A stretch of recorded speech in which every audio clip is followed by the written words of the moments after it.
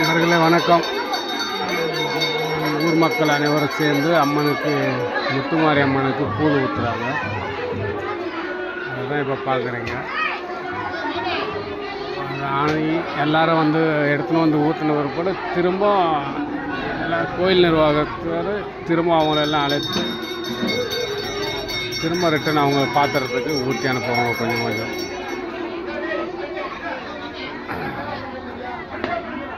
இன்னையோட நிறைவு பெறுது திருவிழா. 4 நாள் ஆச்சு. இன்றைக்கி ராசி இதோட நைட்டு தெருக்கூத்து இருக்குது. அது ஆயிடுச்சுன்னா இன்னையோட எல்லாம் முடியுது.